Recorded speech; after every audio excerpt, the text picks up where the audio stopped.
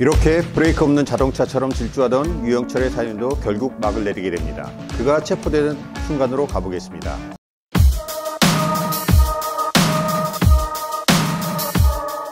(2004년 7월 12일) 밤 11시경이었습니다. 서울 관악구에서 출장 마사지 업소를 운영하던 김 씨의 전화기로 유영철이 아가씨를 보내달라며 전화를 걸어왔습니다. 발신자 번호에는 유영철의 휴대전화 번호가 찍혀 있었습니다. 김 씨는 그가 연쇄살인범이라는 생각은 꿈에도 하지 못한 채 27살의 강 씨를 보냈습니다. 그런데 약 1시간이 흐른 뒤 강 씨에게 다급한 전화가 걸려왔습니다. 그녀는 거의 비명과 같은 소리로 "저 지금 납치되고 있어요" 라고 말하고는 전화가 끊겼습니다. 업주 김 씨와 동료들은 강 씨를 기다려봤지만 더는 연락도 없었고 업소로 돌아오지도 않았습니다.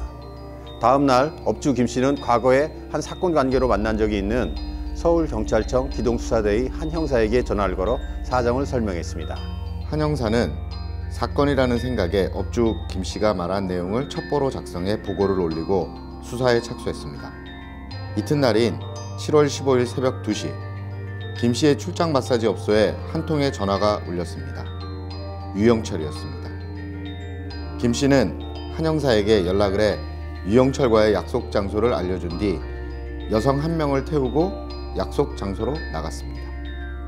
하지만 유영철은 눈치챈 것인지 약속 장소에 나타나지 않았고 아가씨가 마음에 안 드니 바꿔달라며 약속 장소를 계속 변경했습니다.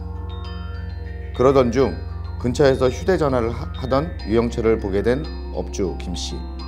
아니나 다를까 유영철이 전화를 끊자마자 관악구 업소에서 김 씨에게 그놈이 전화를 해왔다고 연락해 왔습니다. 순간 저놈이다 라고 생각한 김 씨는 형사들과 지구대에 연락해 마트 앞을 걸어가고 있는 유영철을 덮쳐 체포했습니다.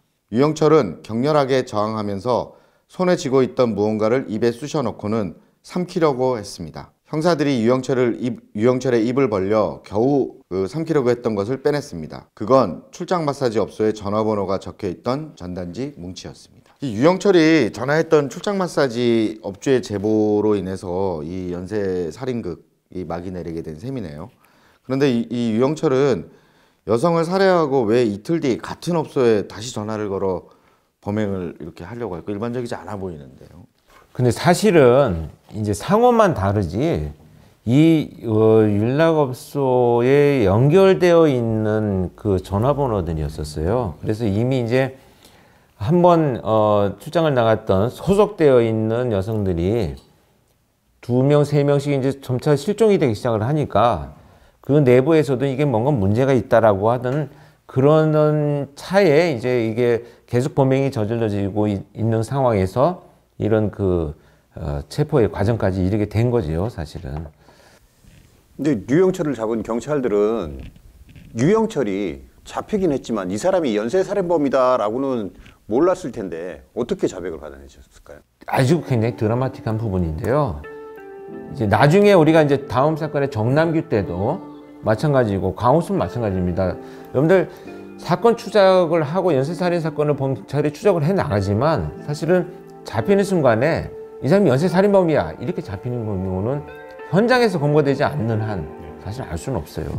그런데 이 지금 와서 굉장히 횡설수설을 했습니다. 유영철이 횡설수설을 하고 있는 중에 당시 굉장히 중요한 연쇄 실종 사건의 범인이다 라고 하는 것으로 이제 시작을 해서 조사가 진행되는 과정에 자기가 순순히 자백을 합니다.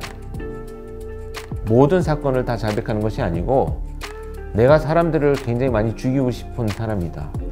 근데 다 죽이지 못하고 지금 잡혀서 억울하다. 뭐 이런 얘기를 해요. 그러니까 수사팀에서 황당한 거죠, 이게.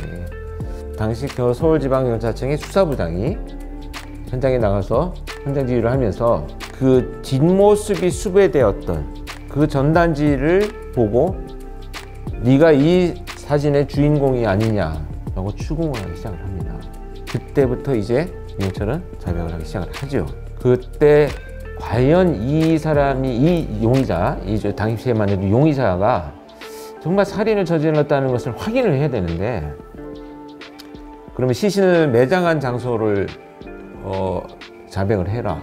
그래서 이용철이가 그 신촌 모 대학 뒤에 그 매장한 장소를 이제 자백을 합니다.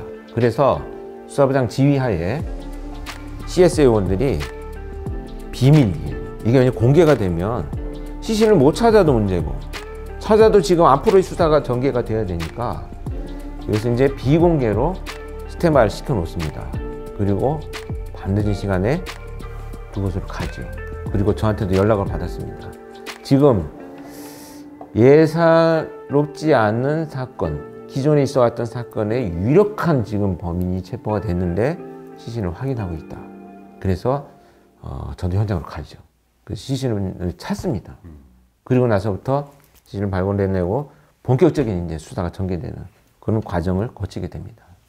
그리고 그 당시 과정을 다시 돌이켜 보면 체포하고 조사 과정 중에서 간질 발작을 연기해 갖고 그래갖고 도망도 했고, 근데 실제로 그 사람이 간질이 있는지, 그리고 그런 과정에서 또 일부 시신도 본인이 섭취했다는 소리가 있는데 맞습니까? 네, 그건 맞습니다. 사실 이게 이 용철이 이놈이요, 그 가족력이 있어요. 이 측두엽 간질이라고 해서 사실 그 이후로 어떤 학자들이 이제 논의할 때, 저하고 이제 대화를 나눌 때 이 측두엽 간질이라고 하는 것이 어떤 그 감정을 잘 인식하지 못하는 장애가 될 수도 있다. 그렇기 때문에 잔혹한 행위를 저지르면서 잔혹하다는 것은 우리 일반적인 사람들보다는 좀 덜 느꼈을 수 있다. 뭐 이런 얘기도 했었거든요. 어찌됐건 근데 이 유영철이 가장 컸던 컴플렉스 중에 하나는 그 생명이었다는 것. 색을 잘 구분하지 못해서 뭔가 자기가 사회로부터 배제되었다라고 하는 감정을 가지는 거고, 두 번째는 자기가 누군가한테 이제 이 범행이 시작되기 전에 너 갑자기 발작해 라는 얘기를 들은 거예요. 근데 이제 발작을 하는 건 자기가 어떤 증상인지 모르잖아요. 그래서 자기 집에다가 방 안에 캠코더를 설치해 놓고 자기가 발작을 하는 것을 녹화를 해가지고 그걸 보게 됩니다. 그리고 나서 저하고 이제 인터뷰를 할 때 나는 그 장면을 보고 나서 내가 사람들 앞에서 이렇게 수치스러운 발작을 하는 것을 보고 나서 굉장히 충격적이었다는 거죠. 근데 그 사람이 지금 우리가 분석을 해보자면, 자, 여러분들 지금까지 얘기를 쭉 들어보셔서 아시겠지만 자기 과시와 남들로부터의 인정 욕구와 그 다음에 오만함, 뭐 신의 경지에 이르렀다, 뭐 죽음의 물통이다라고 하는 이런 놈이 남들 앞에서 그냥 수치스러운 발작을 하는 것에 대해서 얼마나 그 어떤 그 더 큰 감정의 표출이 있었을까 이런 것들을 이제 분석을 할 수가 있는 지점이 되겠죠. 옛날에 우리 그런 얘기 들어보셨죠? 뭐 우리 소위 한센병 있는 분들이 뭐 어린아이들을 뭐 납치해 갔다 뭐 이런 얘기 있었잖아요. 그런 것처럼 유영철이도 자기 측도 간질을 뭐 이렇게 치료하기 위해서 사람의 뇌를 꺼내서 먹었지 않느냐, 이런 평가를 하시는 분들이 있는데 저는 그 정도까지는 사실 솔직히 모르겠어요. 왜냐하면 유영철이 저하고 인터뷰를 하면서 시신을 훼손하는 과정에 너무 호기심을 느껴가지고 장기들을 내가 먹어봤다라고 얘기를 했거든요. 근데 사실 제가 그때는요, 유영철이 경찰 조사를 마치고 송치될 때까지 그것을 우리가 이제 언론에 공개하지 말자 그랬었어요. 왜? 자, 그 피해자들의 가족들을 생각해 보십시오. 그렇죠. 내 지금 가족이 저런 진짜 이 나쁜 놈이 새끼한테 그런 잔혹무도한 피해를 당해서 죽은 것도 억울해서 정말 땅을 치고 이 통곡할 노릇인데 시신까지 그렇게 되었다라고 한다면 얼마나 상처가 크겠습니까? 그래서 끝까지 발표를 안 하고 보냈는데 최종 검찰 발표에서 이제 일부 그 내용이 드러났어. 이제 검찰에서 발표를 했어요. 검사가. 이거 뭐 유튜브니까 우리끼리 뭐 하는 얘기지만 저는 사실 그거를 왜 발표했나 하는 생각 들었어요. 어찌됐건 그래서 저는 굉장히 그 부분이 충격적이었었고요. 사실 시신을 발굴할 때 우리가 이제 계속 매장된 시신들을 발굴할 때 일부 장기가 없는 것에 대해서 포착을 하긴 했었거든요. 그렇기 때문에 이제 그것이 추궁이 되었었고 자백도 나왔었던 이런 것들이 좀 있었습니다, 사실은. 그 유영철이 그 이제 시신들을 막 토막내서 이제 야산에다가 묻어놓고 또 그 위치를 이렇게 표시해놨다고 그런 네. 얘기 있더라고요. 뭐 특별한 이유가 있었나요? 그 제가 이제 면담을 하면서 그런 얘기를 물어봤죠. 그 매장을 어떻게 했느냐 그랬더니 이 이용철이 이놈이 하는 말이 개울가에 거기 시신을 자기가 매장을 해놓으면 개울에 물 흐르는 소리도 들리고 개구리 우는 소리도 들리니 외롭지 않을 것이다라고 묻어놨다는 거예요. 이거는 제가 여러분들 그 이용철과 직접 제가 면담을 이틀 동안 했고 지금 유튜브를 통해서 자극적인 여러분들 설명을 하기 위해서 지어낸 말이 조금도 아닙니다. 이용철의 말을 그대로 팩트를 지금 전달해야 되는데 이 얘기 어디 가서도 안 했었거든요. 왜냐하면 아까 그 뭐 시신의 장기 얘기도 했던 것처럼 우리가 지금 이것을 다시 드러내가지고 이 끔찍한 피해자들의 가족들한테 2차, 3차 고통을 줄 아무 이유가 없어요. 그렇죠. 그래서 굉장히 조심스럽습니다. 그렇기 때문에 제가 좀 사실 더 많은 얘기가 있지만 조금 가려서 하기는 합니다. 여러분들 그런 양해를 좀 부탁드리고요. 어찌됐건 이용철의 사고방식은 그런 놈이에요.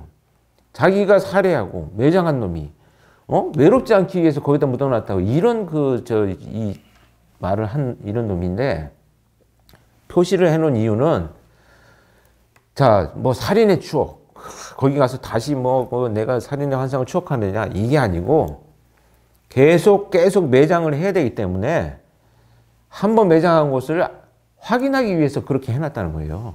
아 혹시 뭐 같은 장소 같은 장소를 또 이렇게 할까봐. 자기가 다른 시신을 매장할 때 같은 장소에 하게 될까봐 장소에 표시해놨다. 저희 그 얘기를 듣고 제가 느낀 게 하나입니다. 연쇄살인범은 우리가 생각하는 것처럼 책에 있지 않구나. 정말 바깥에 있고 개인에게 있구나. 자기가 죽인 피해자들을 외롭지 않다는 이유로 거기다 매장을 하고. 근데 사실 그건 다 변명이에요. 어디다 매장할 수 있는 곳이 없으니까 매장한 거지. 그놈이 뭐 그 피해자들을 위해서 정말 그랬겠습니까? 그 다음에 두 번째 판 대 또 파면 안 되니까 그냥 표시해놓고 정말 그 약자를 공격하고 노인을 살해하고 참 그 사회 이면에서 어두운 어렵게 살아가는 그런 직업을 가진 분들을 선택해 가지고 살해해서 자기 환상을 실현하고 추구하고 종합 정리하자면 그런 그냥 찌질한 연쇄 살인범이 찌질하고도 잔혹하고 나쁜 놈 그런 놈이 그냥 그런 행위를 저지른 거죠.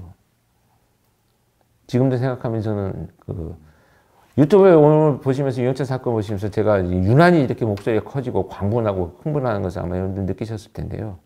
저는 실제 현장에 있었고 시신도 봤고 범인인 이용철이가 하는 얘기도 이렇게 다음 사건을 분석하기 위해서 들어야만 했기 때문에 지금도 세월이 지났지만 그 기억들이 정말 이렇게 그 흥분 상태로 지금 남아 있습니다. 마지막으로 교수님 이 사건 끝나고 유영철을 면담했을 때 네. 그때 그 유영철을 바라보는 시선 아니면 뭐 프로파일링은 아니겠지만 그 사람의 심리를 읽었을 때 전체적으로 총평을 어떻게 내리면 될까요? 뭐 사건 내용은 지금 말씀드렸죠. 지금 다시 요약하자면 예를 들면 약자와 노인 그들만 있는 시간대에 침입했고 그 다음에 또 사회 이면에 있는 그 다음에 경찰 신분증을 위조해가지고 불법적인 행위를 하는 사람들을 대상으로 해서 금품을 갈취하는 이런 갈취범. 그리고 나서 결국은 피해자들을 자기 환상이나 자기 만족감을 추구하기 위해서 장기도 훼손하는 이런 이제 극악무도한 짓을 저지른 놈. 자, 이런 범죄자를 이제 제가 프로파일러가 돼갖고 처음 만나서 인터뷰를 했는데 면담을 하고 나와가지고 교도소 주차장에 서가지고 그 들은 내용을 내가 수용을 할 수가 없었어요. 정말 이걸 누구한테 가서 말할 수도 없고 내 머릿속이 이제 혼란스럽게 시작을 했었습니다. 내 인생이 이제 다른 곳으로 넘어갔구나. 프로파일러 삶이라는 것이 단순히 범인을 잡는 게 아니라 이들의 말을 듣고 이들의 머릿속에 다시 들어가야 되겠구나. 이렇게 생각하는 결정적인 참 계기가 됐고요. 자, 그래서 여러분들 다음 시간에는 우리가 정남규 연쇄살인을 할 텐데요. 그때 제가 느꼈던 이 감정이 다시 어떻게 변화되고 정남규를 검거하는데 어떤 식으로 적용이 됐는지 두 분과 함께 다시 한번 여러분들을 찾아뵙도록 하겠습니다. 고맙습니다. 수고하셨습니다. 네, 감사합니다.